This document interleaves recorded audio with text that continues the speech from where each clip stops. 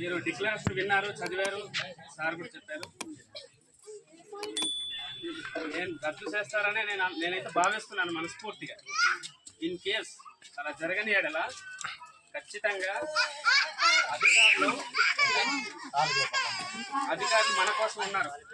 ఈరోజు గమనించండి ఒక్కసారి, ఎవ్వరు కూడా ఏ అధికారిని, ఈవెన్ బీఆర్ఏ నుంచి పైన పెద్ద లెవెల్ ఎస్పీ, ఐఏఎస్ ఈ అధికారుల వరకు కూడా మనం కట్టే ట్యాక్స్ వల్లే జీతం వస్తుంది వాళ్ళకి. ప్రతి అధికారి మన కోసం పని చేయాలి. ఓకేనా? ఎవరైనా ఈరోజు అధికారి పక్కన ఉన్నారు. సో ఈ విషయం నేను చెప్తున్నాను. మీరు కూడా ఇది జరగలేదు అంటే గవర్నమెంట్ పంపిస్తారు ఆయన ప్రభుత్వానికి.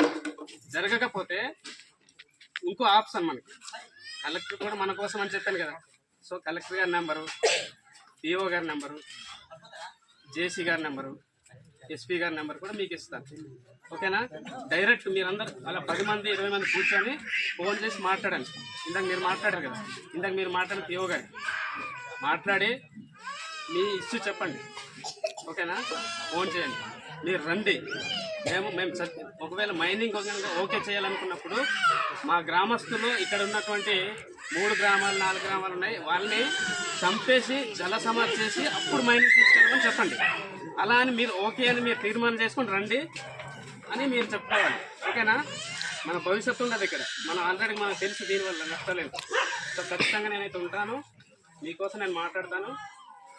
నేను ఇప్పుడు అప్రిషియేట్ చేయాల్సింది ఏంటి అంటే, మీ గ్రామంలో మహిళలు కానీ యూత్ కానీ చాలా యూనిట్గా ఉన్నారు. ఇలాగే ఉండండి. ఇలా ఉంటే మనల్ని ఏం చేయలేదు. విషసర్పం కూడా ఏం చేస్తుంది? వేలాది సీమలు చుట్టుముడితే ఎంత పామైనా సరే, బలవంతం పామైనా సరే తెచ్చుకోవాల్సింది. సో మన ఇదే మీరు ఈవెన్ ఇప్పుడు నేను ఏజే సోషల్ యాక్టివిస్ట్ అంటే సామాజిక కార్యకర్తగా నేను మాత్రం అధికారులు మాట్లాడడం కాదు. ఈవెన్ మన సామాన్యుడు పేదవాడితో సహా ప్రతి ఒక్కరు ఫోన్ చేసి మాట్లాడే అర్హత ఎస్ఐ, సిఐ, ఎస్పీ, కలెక్టర్ అందరికీ మాట్లాడే అర్హత మనకు ఉంది. ఓకేనా? భయపడద్దు. అదనమాట, భయపడితే ఇలాంటి అరాచకాలు జరుగుతాయి. ఖచ్చితంగా నిలబడండి, మేము కూడా ఉంటాం. ఓకేనా? అందరికీ ధన్యవాదాలు.